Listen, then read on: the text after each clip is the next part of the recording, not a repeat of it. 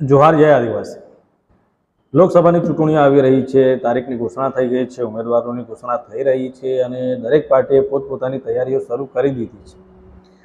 ભાજપની વાત કરીએ તો ભાજપનું છેલ્લા 27 વર્ષથી ગુજરાતમાં શાસન છે અને ભાજપ સમગ્ર દેશમાં ગુજરાત મોડલના વિકાસની વાત કરે છે। આપણા દેશના જે વડાપ્રધાન છે 10 વર્ષથી નરેન્દ્રભાઈ મોદી, તેમનું ગૃહ રાજ્ય છે ગુજરાત અને અહીં તેઓ મુખ્યમંત્રી તરીકે પણ રહી ચૂક્યા છે અને 10 વર્ષથી તેઓ કેન્દ્રમાં પણ સત્તા પર છે। સમગ્ર વિશ્વમાં, દેશમાં હંમેશા ગુજરાત મોડલની વાત કરવામાં આવે છે। જ્યારે વિકાસની વાત આવે ત્યારે ગુજરાતને આગળ કરી દેવામાં આવે કે તમે ગુજરાતનો વિકાસ જુઓ, પણ જે આદિવાસી વિસ્તારો છે ગુજરાતના, એ ગુજરાતમાં વિકાસની વાસ્તવિકતા કંઈક અલગ જ છે। જે મોટા મોટા શહેરો છે, જે હાઈવે છે, હાઈવેનો વિકાસ સમગ્ર વિશ્વમાં દેખાડવામાં આવે છે, પરંતુ જે અંતરિયાળ ગામડાઓ છે આદિવાસીઓના, તે અંતરિયાળ ગામડાઓનો જે વિકાસ છે તે નથી બતાવવામાં આવતો। અને ક્યાંક ને ક્યાંક આજે પણ જે આદિવાસી અંતરિયાળ ગામડાઓ છે, જે સરહદી વિસ્તાર પર છે, કાં તો પછી અંદર પર્વતોમાં, જંગલોમાં છે, કાં તો પછી કેટલાક તો એવા છે કે જે મુખ્ય રસ્તાથી પણ નજીક જ છે, છતાંય ત્યાં આજ સુધી વિકાસ પહોંચ્યો નથી। ક્યાંક ને ક્યાંક વિકાસને પણ જે શહેરો છે, જે હાઈવે છે તે જ ગમે છે, જે અંતરિયાળ આદિવાસી ગામડાઓ છે એનાથી કદાચ વિકાસને પણ એલર્જી છે, એટલે વિકાસ ત્યાં સુધી નથી પહોંચી શક્યો હોય એવું લાગે છે। આદિવાસી વિસ્તારમાં તમને હોસ્પિટલ જોવા મળશે તો ડૉક્ટર નહીં જોવા મળે, અને ડૉક્ટર હશે તો હોસ્પિટલ નહીં, અને કેટલીક જગ્યાએ તો બંને જ ન હોય। શાળા હશે તો શિક્ષકો નથી, અને શિક્ષકો હશે તો શાળાના સારા મકાન નથી, નળ હશે તો પાણી નથી, અને જ્યાં પાણી છે ત્યાં સિંચાઈ નથી। આવી પરિસ્થિતિ તમને આદિવાસી વિસ્તારમાં જોવા મળશે। એટલે જો તમારે ખરેખર વિકાસની વાસ્તવિકતા જોવી હોય તો પછી આદિવાસી વિસ્તારોમાં ફરવું પડે। હાલમાં જ છોટાઉદેપુર જિલ્લાના નસવાડી તાલુકાના કુંડા ગામના નલિયાવાડી ફળિયાની એક ઘટના સામે આવી છે। હવે આ સમગ્ર ઘટનામાં શું છે તો એક સગર્ભા મહિલાને દુખાવો પડતા એમના પરિવારજનોએ 108ને ફોન કર્યો। હવે આ જે ઘર છે તે મેઇન મુખ્ય રસ્તાથી 3 કિલોમીટર દૂર છે, તો 108ને ફોન કરતા 108 આવી, પરંતુ પરિસ્થિતિ હતી કે 108 જે છે તો 108 ત્યાં સુધી જઈ શકતી નહોતી, કારણ કે જે રસ્તો હતો તે રસ્તો કાચો હતો અને રસ્તાની સુવિધા બરાબર ન હતી, એટલે ત્યાં સુધી જઈ શકે એમ ન હતું। તો પછી જે સગર્ભા મહિલાના પરિવારજનો છે એમણે ચાદર લીધી અને ચાદરની જોડી બનાવી, અને જોડીમાં મહિલાને સુવડાવીને પછી તેઓ 3 કિલોમીટર સુધી પગપાળા ગયા।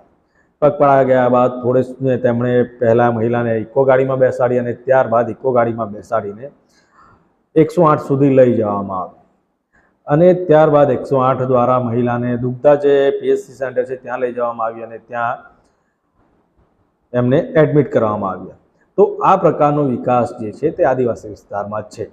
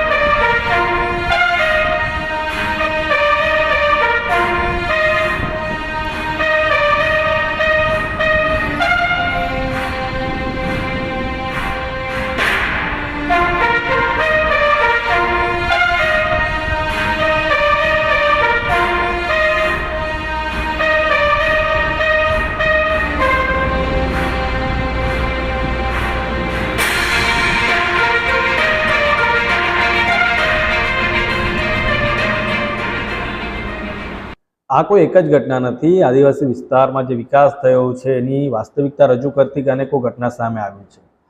તો એ પ્રશ્ન એ ઉઠે છે કે શું આના માટે ફક્ત સરકાર જ જવાબદાર ગણાય, કે પછી જે મત માંગવા આવે છે, જે ચૂંટણીના સમયે આવા કાચા રસ્તાઓ પણ જઈને મત માગે છે, પગે પડીને મત માગે છે, તેઓ પણ જવાબદાર કહેવાય। કારણ કે મત માગવા માટે સરપંચથી લઈને સંસદ સુધી તમામ લોકો આવતા હોય છે, અને જ્યારે મત માગવા જાય છે ત્યારે લોકો તેમને સમસ્યાઓ રજૂ કરે છે, અને સમસ્યા રજૂ કરતા તેઓ ખાલી દિલાસો આપે છે, આશ્વાસન આપે છે કે ના, આ કામ અમે તમારા માટે કરીશું, તમારા માટે આમ કરીશું, તેમ કરીશું, પરંતુ વાસ્તવિકતા એ છે કે તેઓ પણ એકવાર ચૂંટાઈ ગયા પછી આવા વિસ્તારોની મુલાકાત નથી લેતા. અને ઘણી જગ્યાએ તો એવું બને છે કે જો તમે આવા ચૂંટાયેલા અને તમારી સમસ્યા જણાવશો તો તમે ક્યાંક નોકરી કરતા હો તો તમને નોકરીમાંથી પણ કઢાવી મૂકવામાં આવે છે. આપણે નર્મદા જિલ્લાના ડેડિયાપાડા તાલુકાના જે માથાસર ગામના ભારજીભાઈ વસાવા છે, એમની સાથે આવી ઘટના બની છે. આપણે જોઈ છે કે તેમણે ફક્ત પોતાની જે પાણીની સમસ્યા હતી તે રજૂ કરી છતાંય સાંસદ મનસુખભાઈ વસાવાને ન ગમ્યું અને એમણે ક્યાંક ને ક્યાંક પોતાનો રાજકીય વગનો ઉપયોગ કરીને ભારજીભાઈ વસાવાને નોકરીમાંથી સસ્પેન્ડ કરાવ્યા, એવા આક્ષેપો લગાવે છે અને લોકચર્ચાઓ પણ આ જ પ્રકારની થઈ રહી છે.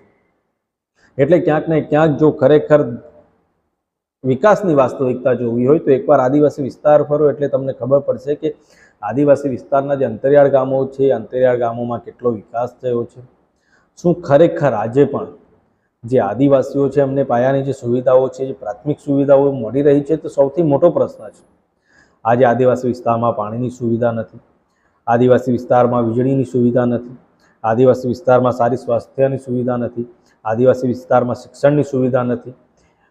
જો ખરેખર વિકાસની વાતો થતી હોય તો આઝાદીના આટલા વર્ષો બાદ પણ આદિવાસી સમાજ કેમ આ બધી સુવિધાઓથી વંચિત છે? પાણીની વાત કરવામાં આવે તો મોટા મોટા ડેમો આદિવાસી વિસ્તારમાં બનાવ્યા છે, પરંતુ આદિવાસીઓને એ પાણી ન પીવા માટે મળી રહ્યું છે કે ન સિંચાઈ માટે. આ પાણી સૌરાષ્ટ્ર સુધી જાય છે, કચ્છ સુધી જાય છે, પરંતુ કિનારાના જે આદિવાસીઓ છે જેમણે એમની જમીન ગુમાવી છે એમને આ પાણી નથી મળી રહ્યું. અને જે આદિવાસીઓનું ખનિજ છે તે પણ ચોરાઈ જ રહ્યું છે. એ બાબતે પણ સરકાર કોઈ પગલાં નથી લઈ રહી.